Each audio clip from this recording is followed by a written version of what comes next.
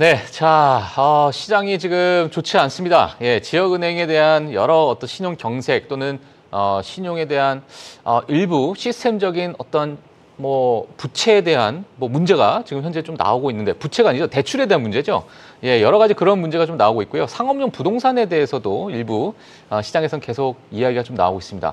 자, 하지만 우리가 과거에 SBB 사태도 분명히 겪었던 적이 있었고, 자, 그리고 상업용 부동산에 대해서도 코로나가 끝난 이후에 시장에서는 사실 지속적으로 이야기가 좀 나오긴 했었는데, 자, 이번에 이런 부분에 따라서 시장에서 좀 관심을 많이 좀 가지고 있는 것 같고요. 사실 지금 관심을 더 넘어서서 유럽 시장도 지금 같이 좀 빠지고 있는 그런 상황을 좀 볼 수 있을 것 같습니다. 그러니까 한국을 제외하고서는, 예, 한국도 오늘 좋았다가 조금 빠지는 모습이 있었지만은, 한국을 제외하고 나머지 글로벌적으로 지금의 일부 또 신용에 관련된 또는 지역 은행에 관련된 이슈가 조금은 발목을 좀 잡고 있는 모습인 것 같습니다. 자, 그래서 오늘 이러한 부분에 대해서 저희가 한번 좀 얘기를 해보도록 하겠고요. 다음 주에 있을 또 넷플릭스 이 기업에 대해서도 우리가 미리 한번쯤 좀 체크를 해보면 어떨까라는 생각도 듭니다. 자, 그래서 오늘 금요일마다 저희와 함께 있어주시는 또 CMS 증권 박상준 이사님과 함께 이 이야기 한번 나눠보도록 하겠습니다. 안녕하세요. 안녕하세요. 예. 자, 오늘 네. 자, 이사님이 사실 준비한 내용이 넷플릭스였어요. 네네. 넷플릭스 워낙 또 잘 아시고 디즈니 플러스와 비교도 과거부터 이 두 회사에 대해서 정말 깊게 많이 파주셔서 이제 넷플릭스 실적 발표 앞두고 오늘 넷플릭스 하면 딱 좋겠다 했는데, 갑자기 지역은행이 터져가지고, 예, 이거 어떻게 봐야 될까요? 오늘 일단은 시장에 영향을 주는 요소가 이제 지역은행이 사실은 가장 클 거고요. 예. 근데 이제 미중 무역 전쟁도 있습니다. 이제 사실 어제 이제 새벽에 이제 스콧 베센트 장관도 마찬가지고 트럼프 대통령이 무슨 중국에 500% 관세 매겨야 된다 이런 이야기도 막 나왔는데. 500%요? 예. 그러니까 사실 이게 중국이 이제 100% 관세 얘기했고 어느 정도 유화책을 좀 보일 거라 생각했는데 지금 중국도 되게 강경해요. 근데 사실 이게 이럴 수밖에 없는 게 에이펙 정상회담이 이제 에이펙 시작이 다음 주 금요일이고. 다음 주 금요일. 예. 그리고 중국 같은 경우에는 되게 중요한 행사가 다음 주에 있어요. 월요일부터 목요일까지 4중전회가 시작됩니다. 그래서 4중전회에서 제가 과거에 중국 이야기할 때 한번 한 적이 있었는데 이제 15차 5개년 계획, 2026년부터 시작되는 15차 5개년 계획이 거기서 나와요. 4중전회에서. 네, 그래서 앞으로 내년에 저희는 5년 동안 이런 거 할 겁니다라고 했고 거기에서 지금 AI 플러스를 미리 언급했던 AI 플러스에 대해서 구체적인 안들이 나오는 거예요. 그러면 이제 앞으로 이제 6년 앞으로의 5년 동안에는 어떤 쪽으로 돈을 넣을 것이고 어떤 쪽으로 발전시켜 나갈 것이다 하는 중요한 행사를 앞두고 있고, 그거 끝나고 이제 에이펙이 바로 시작되는 거다 보니까 중국 입장에서도 그 전에 이제 본인들이 강력하게 나가야 되는 것도 있고. 그러니까 이게 에이펙에서 에이펙 정상회담을 한다고 해도 지금 할지 안 할지도 모르겠지만 한다는 게 중론이죠. 한다고 해서 거기서 빅딜이 나올 거라고 생각하는 사람들은 적어요. 근데 스몰 딜이라도 지금 둘 다 갖고 있는 카드가 좀 굉장히 비등비등하다 보니까 요거에 대해서 지금 좀 굉장히 강경하게 나가는 것 같아요. 근데 약간의 그 무게중심이 과거에 비하면 중국이 좀 세진 것 같은 생각이 맞습니다. 좀 들어요. 전 개인적으로 느끼는. 네, 사실 어떻게 보면 중국 너무 잘 아시니까. 그러니까 지금은 중국이 이제 미국의 약점을 알았다라고 이야기하잖아요. 그러니까 이제 미국의 약점이라고 하면은 결국에 히토류가 되고 트럼프 대통령 개인적인 입장으로는 증시가 되다 보니까 그래서 얼마 전에 그 베센트 재무장관이었었나? 하여튼 그분이 우리는 증시의 일시적인 하락을 신경 쓰지 않겠다라고 얘기했죠. 그 얘기했던 게 바로 그런 것들 염두에 둔 거였고. 나는 증시에 대해서 전혀 눈치 보지 않고 미국의 이익이라면 난 뭐든지 하겠다. 우리는 할 것이다. 맞습니다. 라고 듣자마자 저희는 해석을 증시를 걱정하고 있구나. 맞습니다. 그게 이제 중국이 노리는 노림수에 이제 반대로 얘기를 한 건데 오히려 말씀하신 대로 다 그런 식으로 생각하게 되는 거고. 그러니까 이게 지금 미국이 히토류랑 대두 이 두 개가 지금 딱 문제예요. 지금 사실 가을이기도 하고 미국도 이제 수확하는 시기잖아요. 그럼 대두나 이런 것들도 지금 수확이 되어 있는데 수출이 안 되고 있고 실질적으로 중국으로 가는 수출량이 50% 줄었고 중국은 이거를 이제 브라질이나 이런 데로부터 받기 시작을 했죠. 예. 그러니까 과거에는 일시적으로 브라질에서 받았는데 이게 수급이 잘 맞춰지지 않다 보니까 중국도 미국의 수요가 굉장히 컸는데 이게 이번에 지금 굉장히 강경하게 나오면서 수입을 안 해주니까 그래서 이제 트럼프 대통령이 그때 얘기했던 게 우리가 중국에 이게 수입을 자꾸 안 하니까 식용유 수입을 안 할 거다 중국에 이런 이야기 하잖아요. 그게 이제 미국 내에서도 이제 그 식용유의 대도 쓰이잖아요. 요게 이제 중국에서 수입하니까 자꾸 이게 안에서 소모가 안 된다라는 불만이 농가들 사이에 계속 있거든요. 그렇다 보니까 그걸 좀 달래는 것도 있는 거야. 그러니까 느닷없잖아요. 사실 딱 들었을 때 뭐 식용유 수입 안 한다고? 그것 때문에 S&P 500 시총이 600조 원이 날라갔어요. 그러니까 사실 그런 게 이제 노림수에 있었던 거예요. 내부적으로도 달래기를 하는 거예요. 그러니까 식용유 수입을 안 해서라도 써줄게라는 것도 이제 재서 보이는 거예요. 그러니까 지금 이런 그 어떤 아킬레스건들이 있다 보니까 중국에서 조금 더 강하게 나갈 수가 있는 거예요. 브라질로 대체한다는 것도 이게 브릭스 나라잖아요. 브라질 또 대표적인 브릭스 나라니까 브릭스에 또 구성되어 있는 나라이기 때문에 이 브릭스 국가들을 통해서 사실상 채널을 다변화하더라도 미국의 물론 미국 시장이 가장 큰 시장이니까 타격이야 크겠지만 뭔가 채널을 다각화시키려고 하는 최근의 움직임이 좀 중국이 있잖아요. 맞습니다. 수출량도 미국에 들어가는 그 수출량을 줄이고 다른 나라로 다 늘리고 있는 상황이고. 그러니까 사실 중국이 이제 수출 같은 경우에는 이미 그 2018년도에 한번 때려 맞고 나서 수출하는 곳을 이제 다변화시켰죠. 그래서 이제 미국에 대한 의존도를 점점 줄이려고 하는 노력이 있었고 그 와중에 애플이나 이런 데는 결국에는 그 중국이 아니라 베트남이나 이런 데다 또 짓기 시작을 했고 그러면서 많이 이제 수출 쪽은 미국이 과거에 2018년도에 갑작스럽게 때렸을 때만큼의 임팩트는 사실은 없어요.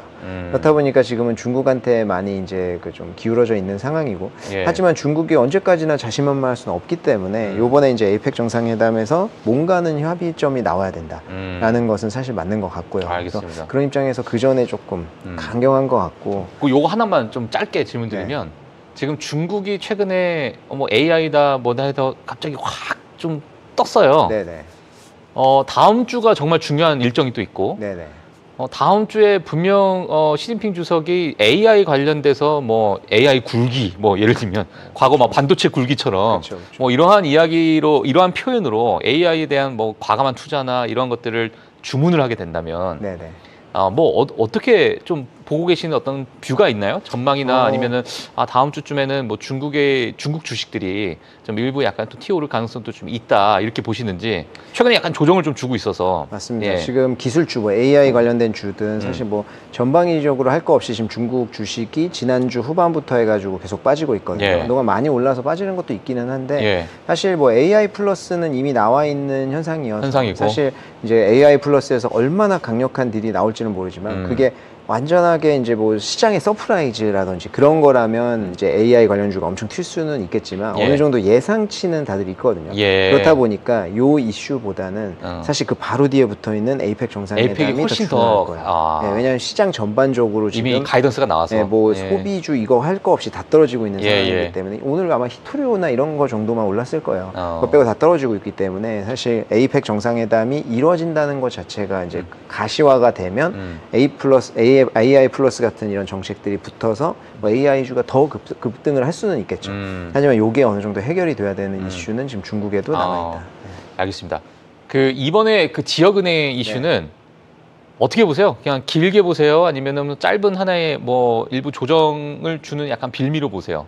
일단은 지금 미국에 계속 불안한 이제 뭐 최고가가 나오고 있었다 보니까 당연히 빌미가 되는 거는 맞는데 이거를 그냥 쉽게 넘기기도 좀 힘든 것 같아요. 쉽게 넘기기 힘들다. 왜냐면 과거에 이제 실리콘밸리 이제 그 은행들 사태 때도 사실 그때 옐런 재무장관이 굉장히 빨리 움직였거든요. 그래서 우리가 전액에다 해서 다 예금자 보호 해주겠다라든지 뭐 이런 정책들이 빨리 나왔어요. 그러면서 소위 말하는 이제 전통적인 뱅크런 사태를 막은 거잖아요. 그러니까 뱅크런이 예전에는 진짜 줄 섰잖아요. 가서 아침에 오픈런 해가지고 줄 쫙 서서 뱅크런하고 막 그게 뱅크런이었는데 지금은 뱅크런이 거의 몇 초 안에 끝나죠. 그냥 핸드폰으로 하잖아요. 그냥 핸드폰으로 해버리니까. 그렇기 때문에 빠른 조치가 있지 않으면 잘못된 해석이나 신용경색으로도 뱅크런이 일어날 수 있는 가능성이 있거든요. 더 빨라졌기 때문에. 예. 그래서 사실 이게 오늘 밤이 됐든 뭐 이제 다음 주 월요일이 됐든 어떻게 번질지는 모르겠지만 만약에 조금 번지는 모습이 있다라고 하면은 연준에서라든지 예. 좀 빨리 움직일 필요는 있을 것 같기는 해요. 근데 빨리 뭐 움직일 필요가 있다. 사실 그런 생각을 당연히 뭐 하고 있지 않을까 싶어서 예. 근데 어떻게 해결을 할지는 모르겠지만 이제 조치는 나올 것이다. 조치는 좀 나올 것이다.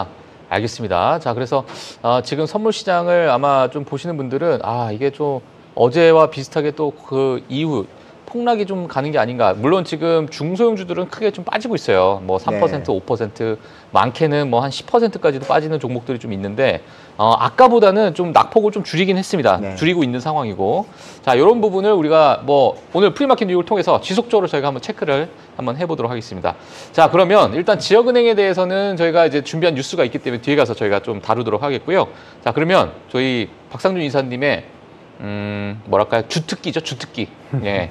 자, 넷플릭스. 네. 다음 주에 이제 바로 실적 발표가 나오는데 이 넷플릭스 관련해서 이제 스포티파이와 협업 이야기도 있고 네. 뭐 요즘에 뭐 좋은 이야기가 좀 많이 나오더라고요. 맞아요. 넷플릭스가 그 얘기가 나오기 전에 조금 리스크도 있기는 했었는데요. 예. 추석 때 저희가 추석 기간에. 음. 근데 이제 넷플릭스가 사실 실적 시즌은 이제 금융주를 필두로 해서 시작이 이미 됐고. 예. 근데 이제 넷플릭스를 시작으로 해서 다음 주부터 이제 본격적으로 기술주들이 나옵니다. 예, 예. 그 다음 날은 테슬라도 나오고 하기 때문에 굉장히 중요하고 넷플릭스 실적이 조금 중요한 이유는 여기에 또 광고, 디지털 광고가 엮여 있기 때문이거든요. 요거랑 엮여 있는 회사들이 많잖아요. 메타, 뭐 구글, 아마존 다 이쪽이랑 관련되어 있기 때문에 예. 디지털 광고가 어느 정도나 나오느냐, 요게 이제 좀 중요할 것 같고 사실 넷플릭스는 저는 뭐 개인적으로 굉장히 이제 과거부터 좀 많이 좀 봐왔던 주식이고 좋아하는 주식이기는 한데 앞으로도 저는 사실 굉장히 좋을 거라고 생각해요. 넷플릭스. 네. 최근에는 조금 좀 약간 뭐랄까요? 좀 많이 쉬었죠. 박스권을 네. 한 4개월 정도를 맞습니다. 왜 그런 거예요? 이제 뭐 이제 아무래도 너무 많이 올라와서? 고평가 논란이 조금 있었고 예. 이제 여기서 뭐 어느 정도 성장할 거냐 뭐 이런 게 있지만 예. 저는 넷플릭스가 이제 아직까지도 우리들의 마음속에 구독자 수로 인한 이제 그 상승을 많이 생각을 하시는 것 같은데 저는 그 시기는 이미 좀 벗어났고 이제 마진을 구독자로 보는 건 이제 벗어났다. 그렇죠. 이제 구독자가 얼마나 증가하느냐 발표도 안 하지만 네. 이제 그거는 사실 중요하지 않아요. 근데 발표 안 한다고 해서 발표 안 하는 순간까지도 사람들 거기에 집착하거든요. 근데 구독자가 중요한 게 아니라 이제 마진이죠. 왜냐하면 이제 넷플릭스는 점점 이제 수익 모델이 구독료도 있지만 광고 쪽으로 가고 있기 때문에 그래서 그리고 시장을 이미 장악했기 때문에 가격을 올릴 수 있는 여지가 있어요. 우리가 뭐 넷플릭스를 저는 케이블 TV를 개인적으로 최근에는 안 본 지가 꽤 됐거든요. 저도 지금 네. 저는 그 리모컨을 안 만진 지가 오래됐습니다. 맞아요. 그러니까 이제 넷플릭스 편성표 자체를 안 눌러요. 넷플릭스를 많이 봐요. 근데 넷플릭스가 과거에 예. 그 저기 뭐 그 비 뭐 이런 잡지 있죠. 그 기업들 분석하는 잡지. 거기에 이제 보면 이제 그 넷플릭스 CEO가 처음에 창립할 때 했던 말이 나는 넷플릭스가 TV처럼 됐으면 좋겠다라는 얘기를 했거든요. 예. 그러니까 초기에 넷플릭스는 앱 또는 컴퓨터로 보는 거였잖아요. 근데 TV로 보면 거기 앱이 있어서 TV를 켰을 때 그냥 바로 넷플릭스 들어가서 TV처럼 볼 수 있게 하고 싶다라는 거였어요. 예. 거기에 내포한 게 편리성도 있고 다양성도 있고 다 포용할 수 있는 그런 다양성 얘기하는 거거든요. 그게 지금 저는 어느 정도 완성이 됐다라고 생각하기 때문에 예. 그리고 또 자율주행 자동차 시대 오잖아요. 거기에 최대 수혜주가 넷플릭스예요. 어찌 보면 지금 저희가 운전하면서 음악도 듣지만 보통 뭐 많이 들어요? 저는 유튜브 많이 듣거든요. 왜냐하면 그거는 영상을 안 봐도 되니까. 근데 넷플릭스 그게 안 되잖아요. 맞아요. 네, 그렇기 때문에 넷플릭스가 자율주행이 되면 제가 봤을 때는 이제 가장 크게 수혜를 볼 수 있는. 아니 지금 뭐 사실 뭐 테슬라 차주분들 아시겠지만은 안에 모니터 크게 있잖아요. 요즘에 뭐 뒤에도 있고. 맞습니다. 그 안에 딱 들어가면 그냥 넷플릭스 앱이 바로 있고. 그렇죠. 근데 이제 자율주행 때는 운전 안 해요. 이제 운전 때는 이제 못 보게 돼 있는데. 예. 그때 가서 갑자기 책을 읽겠어요. 신문을 보겠냐고. 갑자기 넷플릭스 안 읽던 책을 읽을 수도 없고. 그럴 수는 없잖아요. 예. 릴스를 보면 모를까. 그래서 제가 봤을 때는 뭐 이제 그런 수혜가 있다. 근데 이제 전반적으로 이번 결론부터 좀 말씀드리면 이번 실적이 잘 나올 것 같아요. 잘 나올 것 같아요. 예. 그러니까 이번에 그 채널별로 이제 그 미국이랑 이제 글로벌리하게 시장 점유율을 보면 이 주황색이 스트리밍이거든요.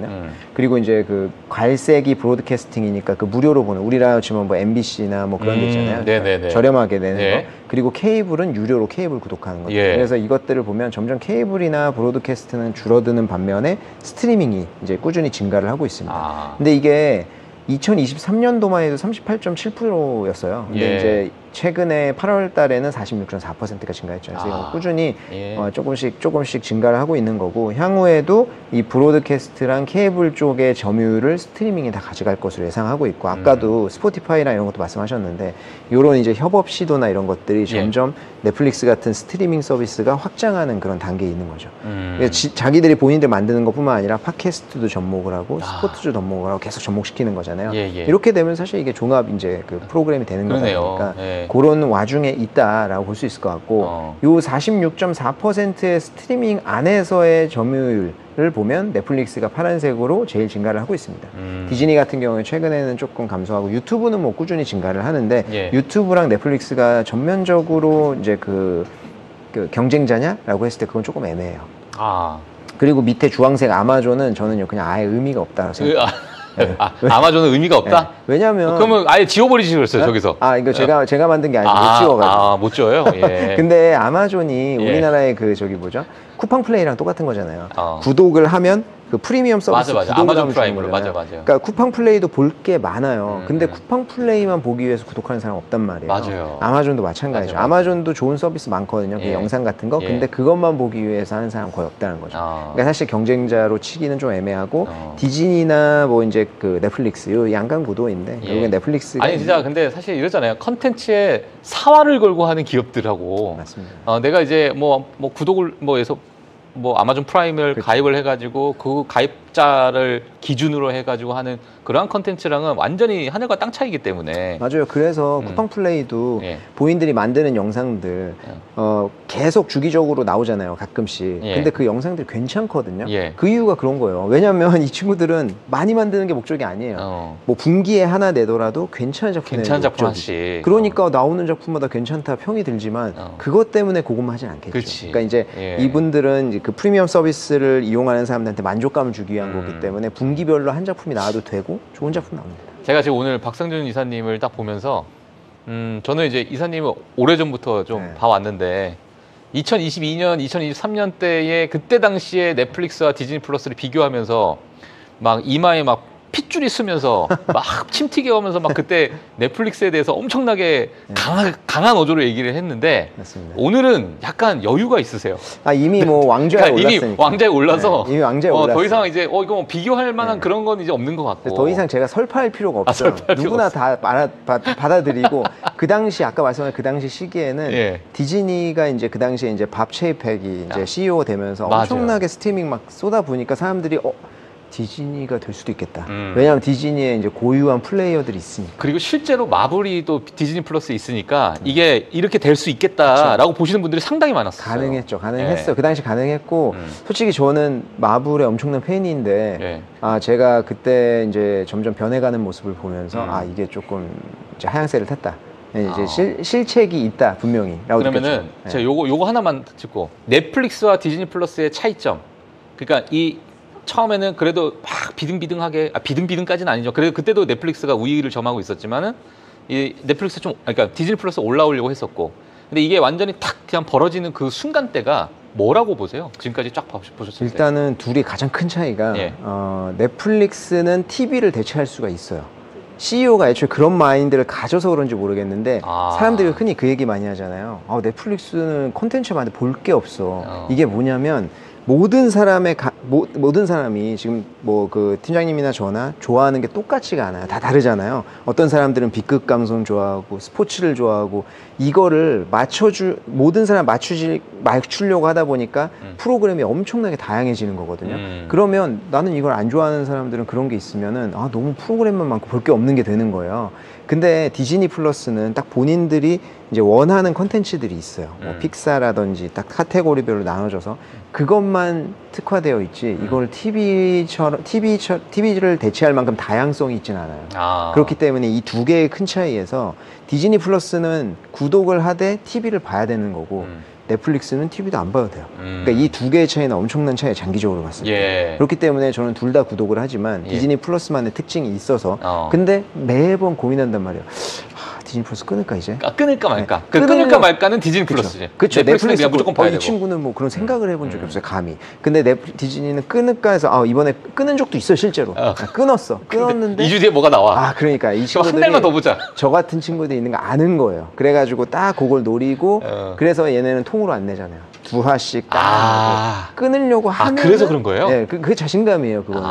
그래서 이제 이번에 넷플릭스도 이제 자기들이 야심차게 내놓는 거는 막 파트 1, 2로 나누거든요.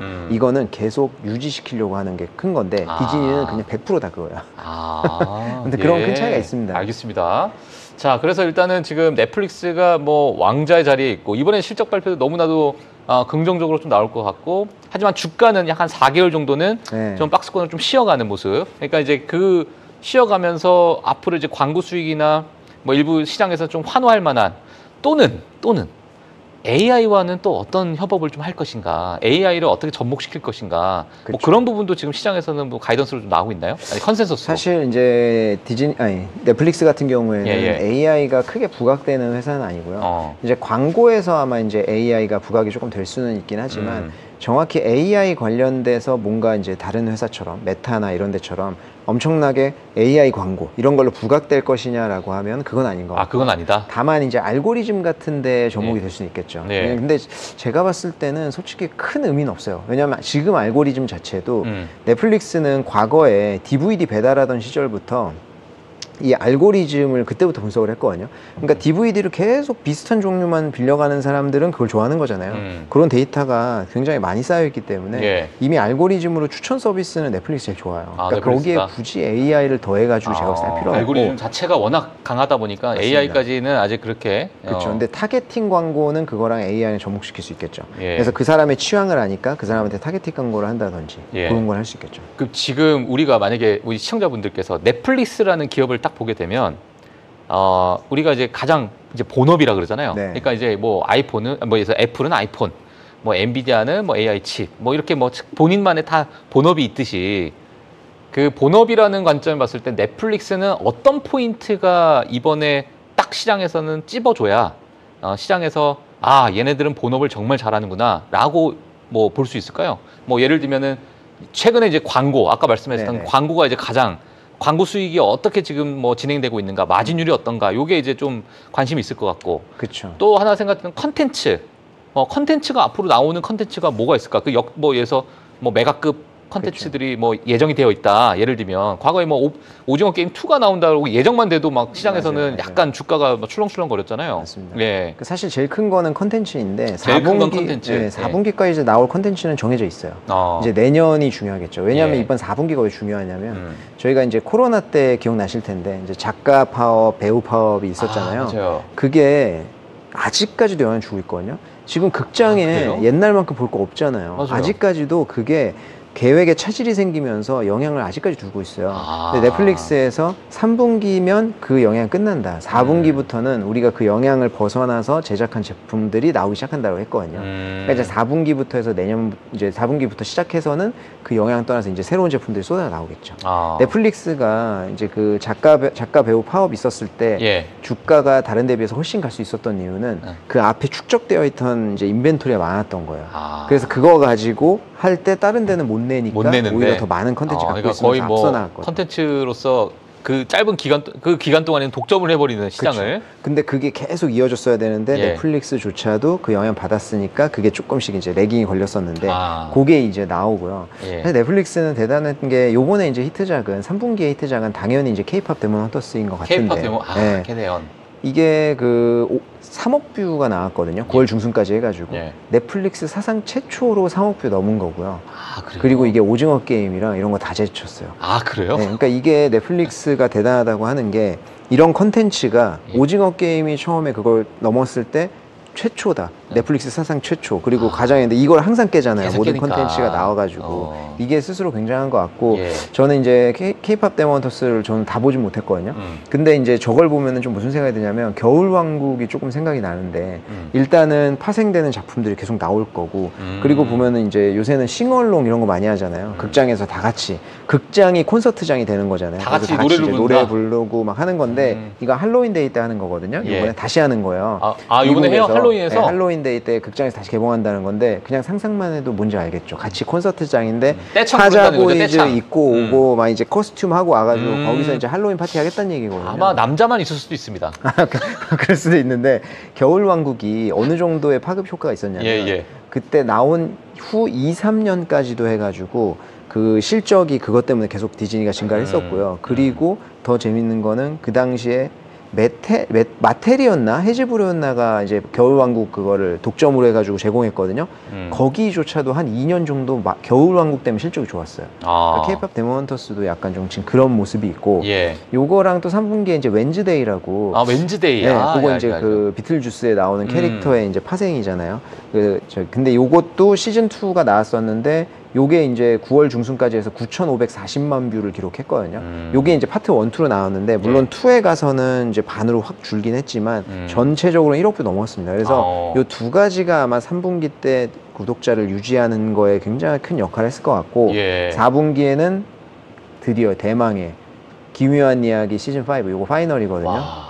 이게 요번에 저 친구들 다 성인이 거의 지금 성인이 돼서 나오는 거잖아요. 그쵸. 이제 완전 성인이 됐고 다른 영화에도 이제 막 나오기 시작했죠. 근데 그 요번 추석 때 그 저기 일론 머스크가 그 캔슬 넷플릭스라고 해가지고 그때 이제 그런 사건 엄청나게 커졌었거든요. 그래서 주가가 단기적으로 5% 정도 빠졌었어요. 근데 그게 이제 더 불거질 거냐라고 하는 거에 대한 의구심이 있었죠. 왜냐면 일론 머스크의 영향력도 있고 이미 보수주의자들이 공격하고 있었거든요. 그 다양성 정책에 대해서.